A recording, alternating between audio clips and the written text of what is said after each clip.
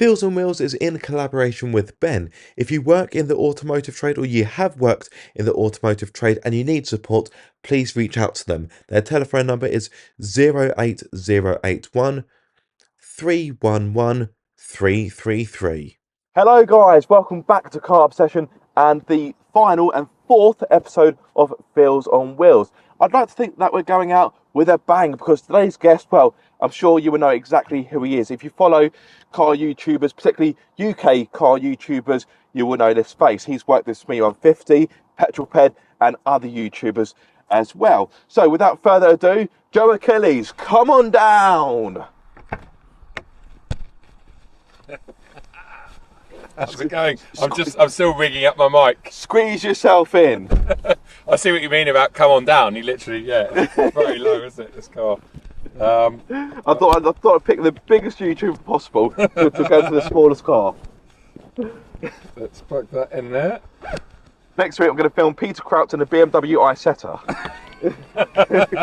Or a Pill P50.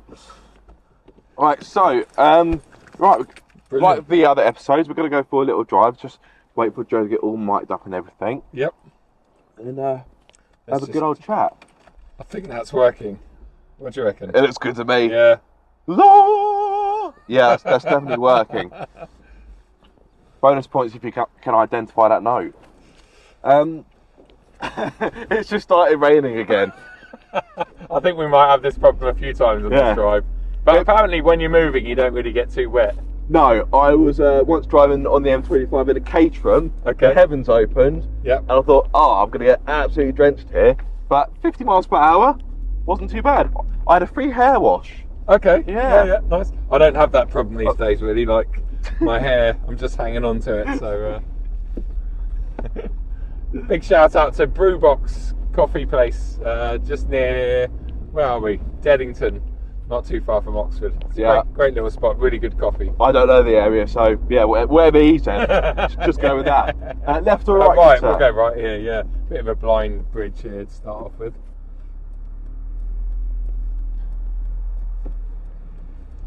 Should be good. Whoa, that sounds good.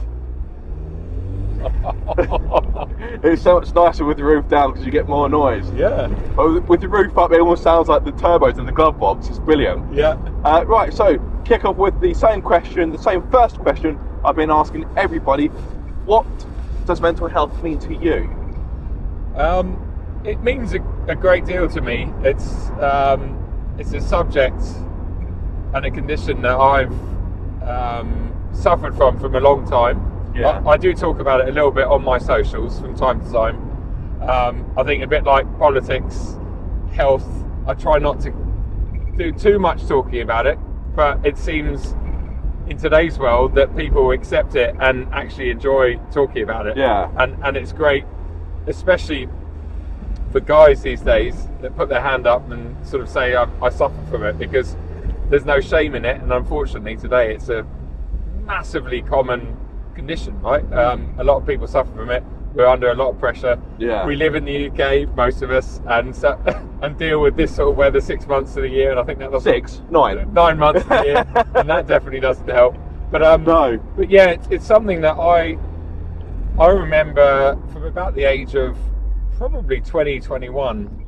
So we're going back a good 20 plus years. I'm no comment. No comment. I'm keeping stum.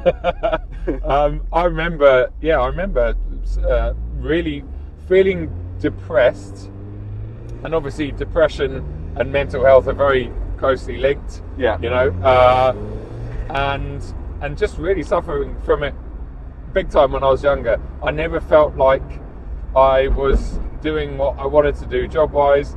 I seemed to go out with a lot of complicated women. At least that was my excuse. The relationships never seemed to work. And I just found myself in quite a dark place. And I did end up going to the doctor and getting antidepressants and all the rest of it and going down that route. But I've never shaken that off.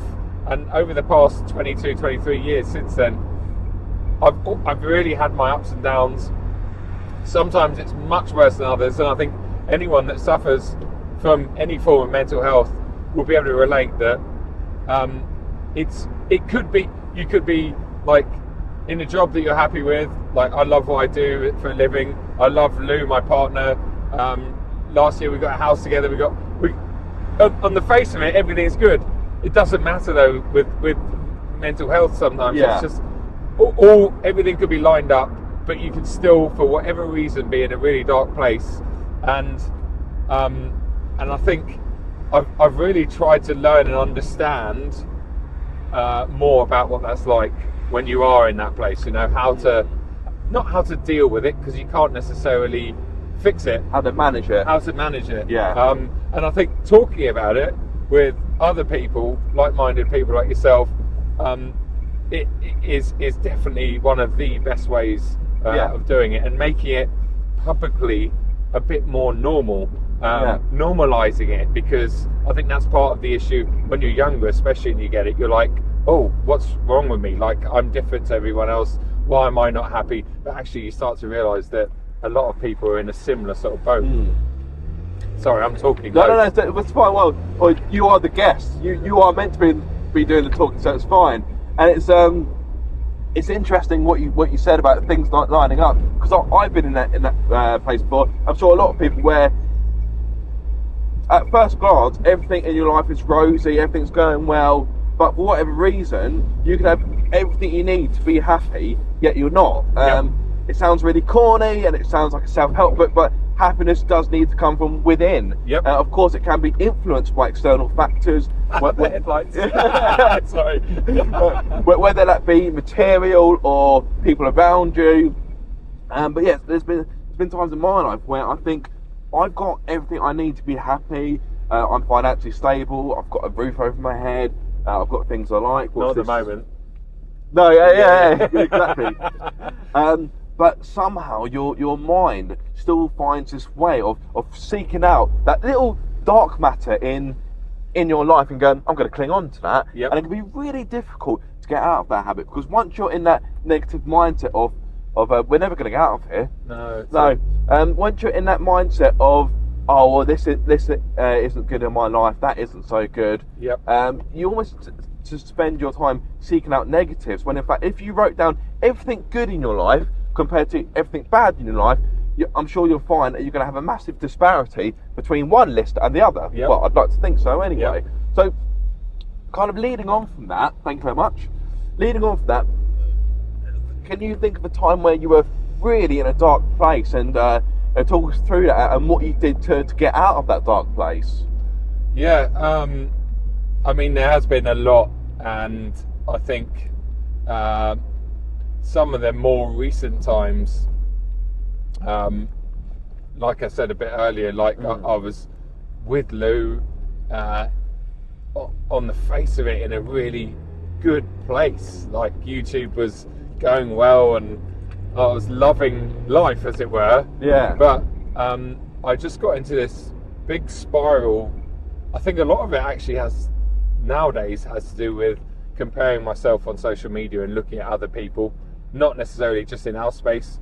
At other people that you look at the face of it, they're more successful. It's so easily done, isn't it? It is, and we all do it, and we who spend our lives, or a lot of our lives, on social media and know how it works, we know better than most people that what you see on social media is a lot of smoke and mirrors, and you don't see the bad things. So we should know that when we're looking at things, it's not all like it is. But I mean, that sort of triggers it. But for me, it's usually, I think, because I lived in Australia for a few years when I was younger. I suffer from SAD, seasonal affective disorder. And normally the winter months I get really down. I think like the highest suicide rate in the UK is like January or February or something, which makes sense. It's at the end of a long winter. Going back about a year ago, it would have been, well, earlier than this, probably around February time, and I was just in such a terrible headspace. And what that particular time, what made it worse than any other time I'd been in a bad headspace, was the fact that I couldn't mentally understand why I was in that bad headspace. Yeah. And that was spiraling me into a further negative headspace. You because start overthinking. Questioning myself, and getting frustrated with myself for being in this headspace when there was actually nothing wrong. There's wars going on, there's all these, and that's the thing, unfortunately. It's a snowball effect, isn't it? It's a snowball effect. Yeah. And I think one thing you definitely can't do, and it's something I've done for many years, is compare your situation with someone else's or with something else. Like, there's a war going on and there's hundreds of kids dying today. You can't, when you're in that space, you can't just look at things in situations like that and compare yourself, because unfortunately the world's full of horrible things. Yeah. But you've got to look after yourself and be selfish about it and really focus on what's going to get you out of that particular headspace. And it's just what does get you out of it. Well, I'll tell you, like we've said earlier on, I think for me anyway, talking is the most important thing. Yeah. I think always Agreed. Start with friends and family, and then if you're in a really bad headspace, then seek out professional help. But also eating healthily and going, as if by magic and cue, going for walks. Yeah.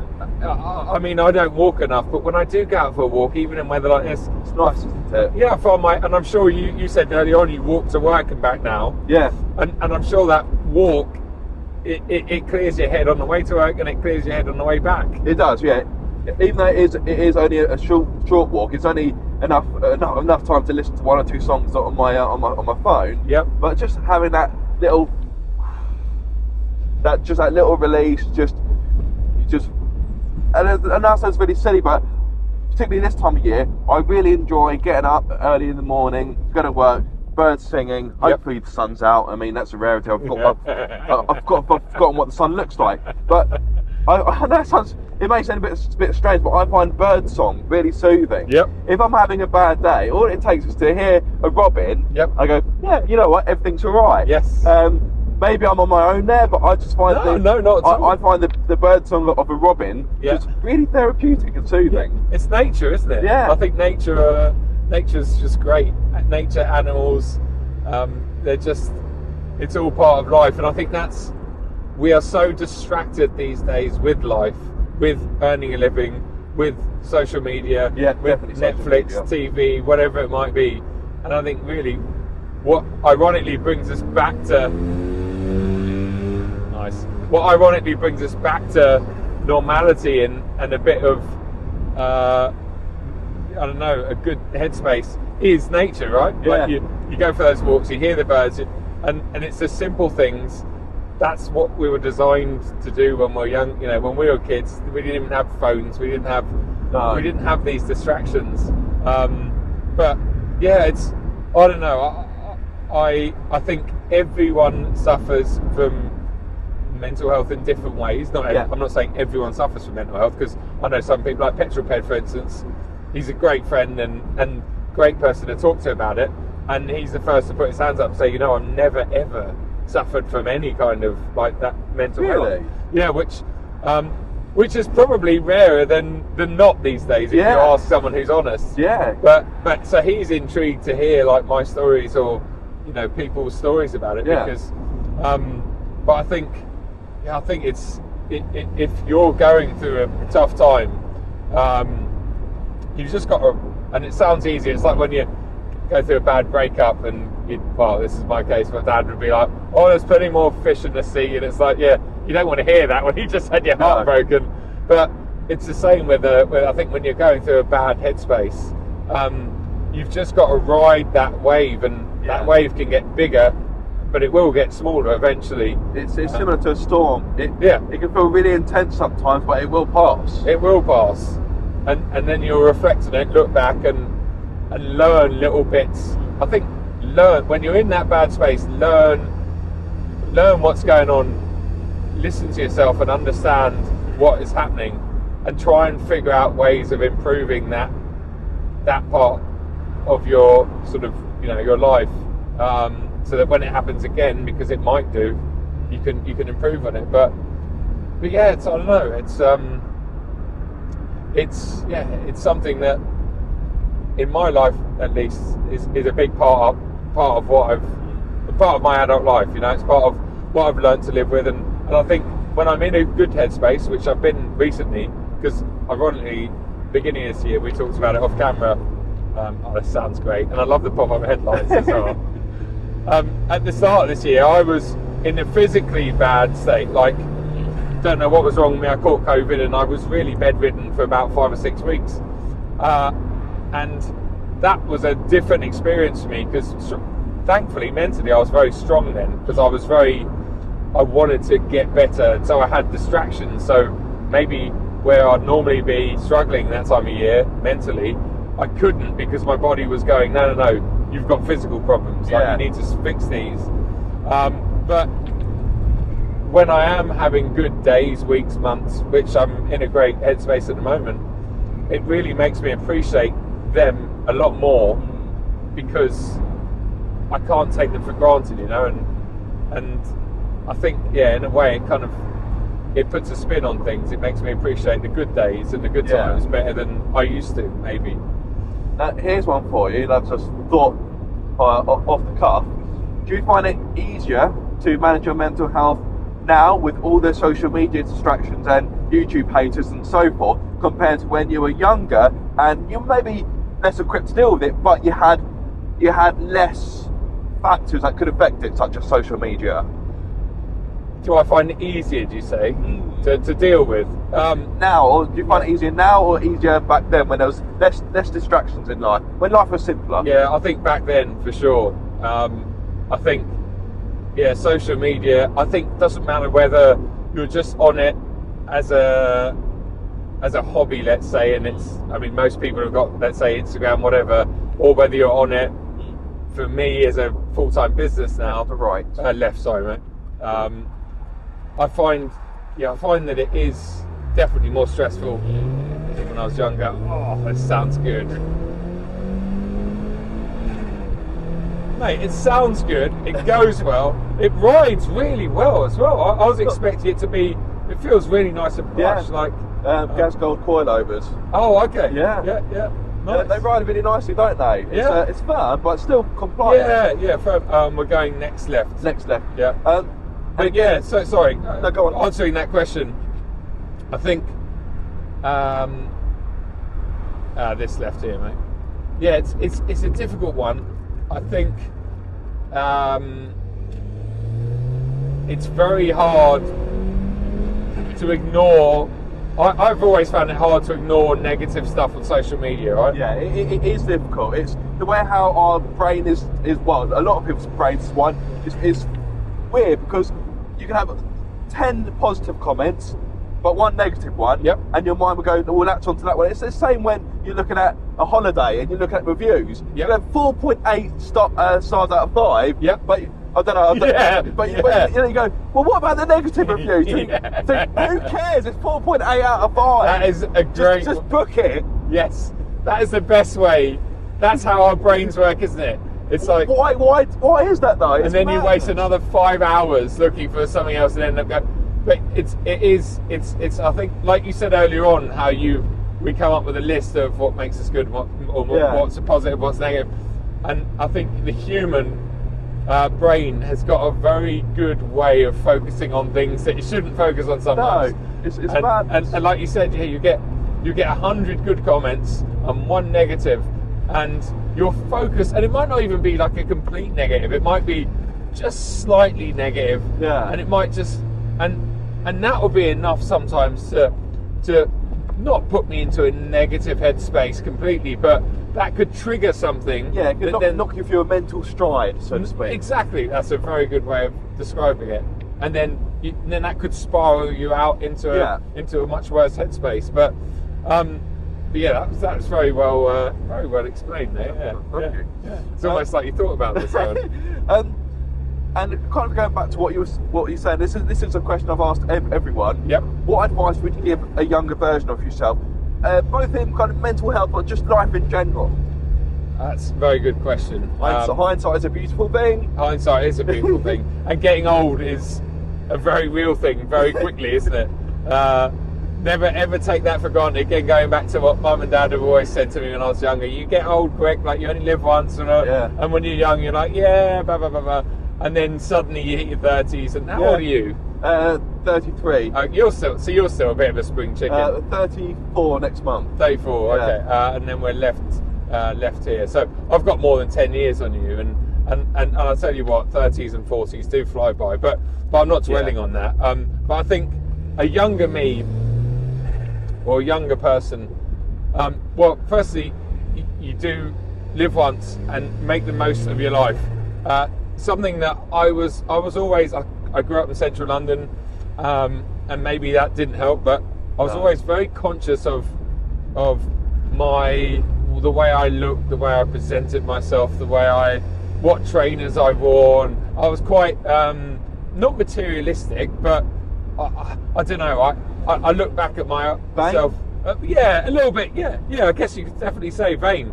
And I had friends that were far more vain and friends that were less vain. But as I get older, especially nowadays, I couldn't. Like, if I take Peggy, our dog, out for a walk, I couldn't give a. I'm not going to swear, but what I look like. Couldn't give a hoo-ha. Couldn't give a hoo-ha. What I look like, and I want people to take me for my face value. I want people to. I don't like. I think you start to realise you're good friends and you're not so good friends. You start to realise the people you want to hang out with, and people you've got time to hang out with as well. Because life, as you get older, gets busier and busier and busier. You have less and less and less time. I know even trying to pin down today for both of us has been not difficult, but like we're both super busy. Yeah. And I think prioritise your good friends. See as much of your family as possible. Yeah. If you don't get on massively well with your parents, make more of an effort, because they get old very quickly. And I think, don't beat yourself up over things. Don't compare yourself to others. It's fine to be aspirational and have a target or something you want to aim for, but don't beat yourself up if you can't get there, or if it's taking a while, and be patient and also work hard. I think when I was a youngster, I was terrible academically. I was maybe a bit lazier when I was younger, and I think when I started doing YouTube as a hobby 10 years ago, it was the first thing I really put lots of effort into, and thankfully it's rewarded me over the years. We'll go left here, but I think that was the first thing when I realised, as a guy your age, because I'm 10 years older than you, I was like, wow, if you really put your effort into something, it does eventually pay off. Oh, nice. But and the whole, if you are suffering, don't suffer in silence. No. I know it's a bit of a cliche thing to say, but it is true though. It is true. Reach out to friends, family, message people. Like drop people a DM, even strangers sometimes. Like, talk to people about what you're going through. And right here. Sorry, mate. Sorry. That's right. And I spoke about this in a previous interview. Horses got to be careful here. Comparing yourself to door squeaking. Sort that out. Comparing yourself to others is a big thing. I used to do it a lot. Yep. And it used to get me so down when I was doing YouTube. But nowadays, the thing is, the way I look at it, you've got nothing to gain from it. No. For a moment, I couldn't see her I legs. I thought the horses were just taking themselves for a walk. I thought that's really impressive. They're really well trained. Yeah, that's hilarious. I didn't see those human legs for a few moments. Wow. Yeah. Those horses just been to the pub. Yes. But the way how I see it, and again, it's going to sound corny, but only you can be you. Oh God, it sounds sounds awful, but there's only one version of you. There's no others. Yep. And again, go back to what Joe was saying. People may look like they've got a really good life on Instagram, they've got everything all sorted out. Yep. But you don't know their journey behind the glitz and the glamour and the camera lens. They could be as miserable as you may be. You just don't know, do you? Or on a really, I mean, I know, and obviously I've never ever mentioned any names, but I know a lot of very successful YouTubers or influencers. Influencers. Oh, God. Yeah, that phrase. fantastic name. entrepreneurs, not necessarily in our world, who. Wow, that wasn't even a hole. That was a lake. That was a crater. That was a crater. Yeah. Who have been or are going through monumentally difficult times, mentally. And again, if you just looked at their social media platforms, again using say Instagram, you would think their life was the best life in the world, and most of us would go, "Oh, I'll swap my life for that. That's amazing." But actually, when you know them, and also going back to my previous life, I was a chauffeur. I forgot about that. Yes. Yeah, so I was a chauffeur for 10 years or so. The tables have turned. The tables have turned. It's nice being chauffeured around. Yeah. I could get used to this. Yeah, my 7 Series had a bit more legroom and headroom, but actually no, that's the night. Yeah, what am I talking about?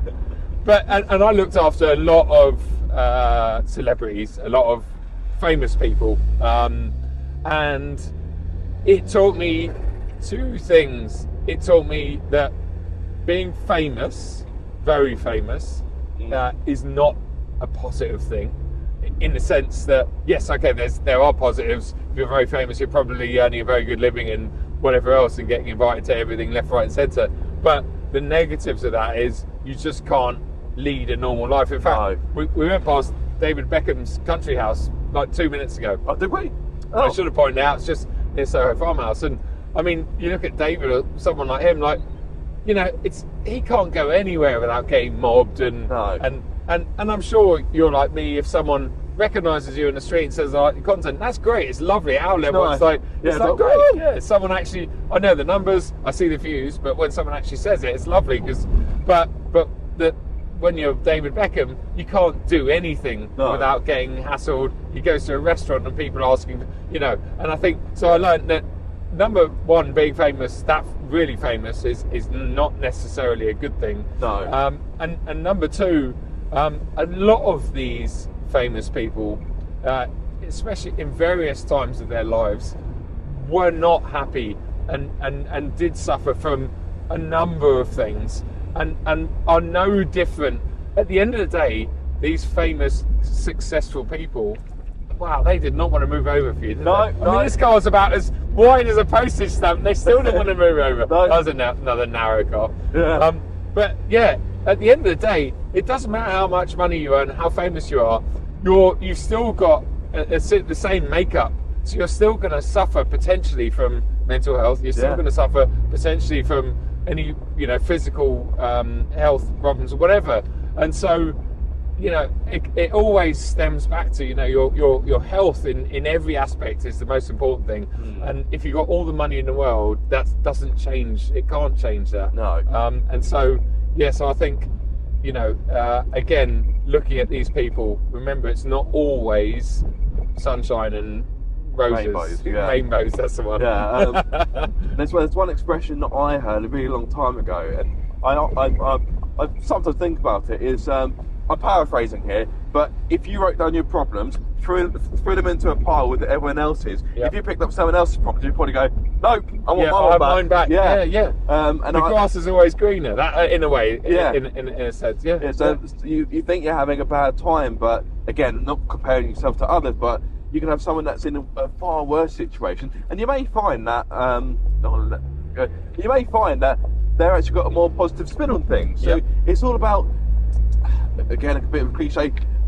It's all about learning to work with the cards that were dealt to you. And that's not necessarily to say you have to settle and go, "Well, this is my life, that's it." I'm not saying you have to go, "Well, that's all I can be." Of course, you should always set out to better yourself, be the best version of you as you can be.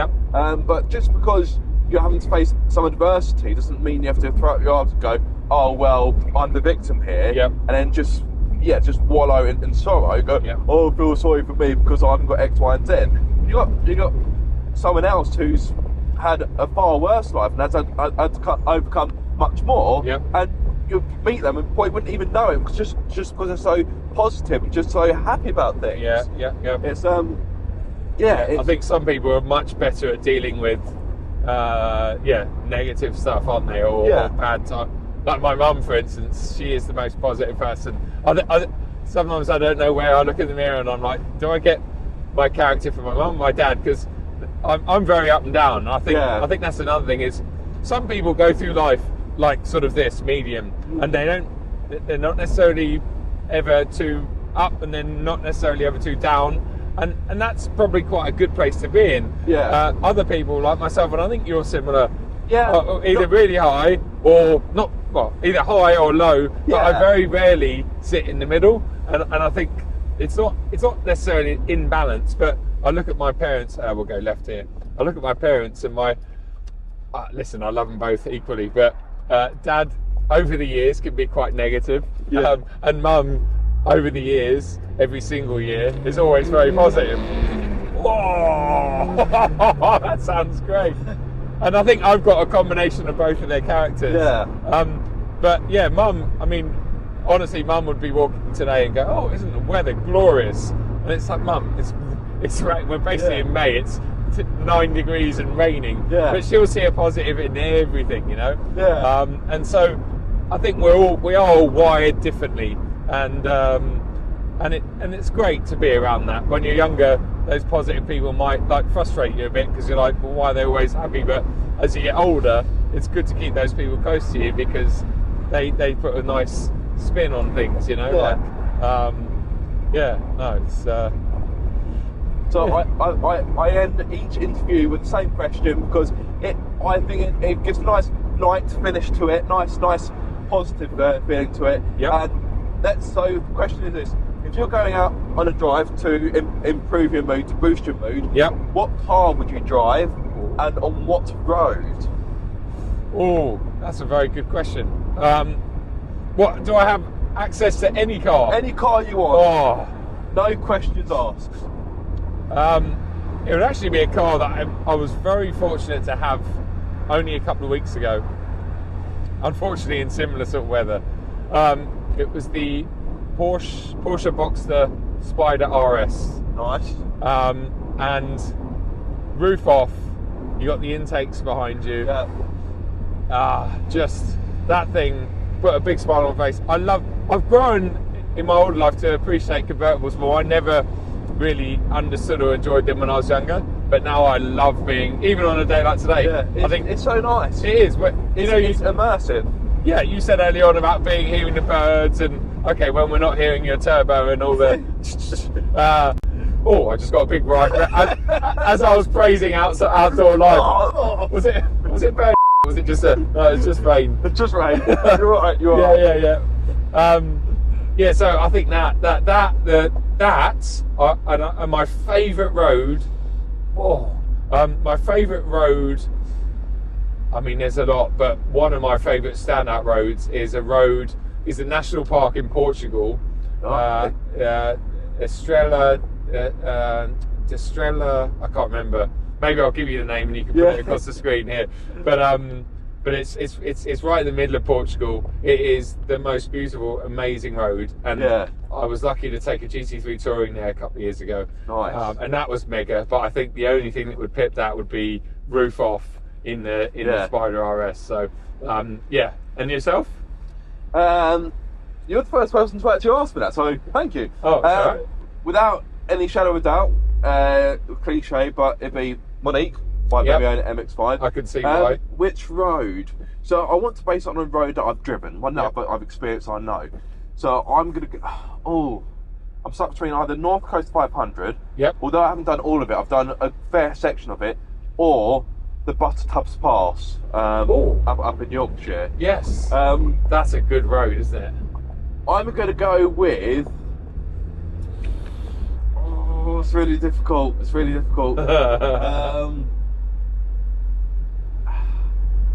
No, I'm going to go North Coast 500. Okay. The Buttertubs Pass, you've got lovely scenery, but some of the scenery in North Coast 500, in the Highlands, is just something else. Have you taken this there before? No. But I have driven the some sections of the NC 500. So that would definitely be that'd be the one. Okay. And one day I'm sure I'll make that happen. But Joe, thank you so much for your time, because I know you're a very busy man, and as you said earlier, I know you're still fighting illness somewhat, and you're still trying to get back to your peak physical health. Speaking of health, these videos are they are kind of in partnership with Ben. They provide help and support to those working in the automotive trade. So if you do work in that trade and you need their extra hand, then please do give them a shout. I'll put their details in the video description below. But again, a massive thank you to Joe Achilles. Please check out his content, but I'm sure you would have done already, because if you know me, you'll probably definitely know who Joe is. And yes, we will enjoy the rest of this lovely springtime weather that the UK has blessed us with. And yeah, so that is the end of the series. Will I do it again next year? I'd like to think so. Maybe we can make it a yearly thing with different guests, have some guests come back, such as Joe. And yes, I do hope you really have enjoyed it. Be sure to like, comment and subscribe. If you do need help, please reach out to the relevant professionals. But yes, I think that's it from us. So Cool. Until the next time, guys, be sure to keep up the car obsession. Bosh. Nice. Lovely. Was that all right? No. We've got to do it all over again.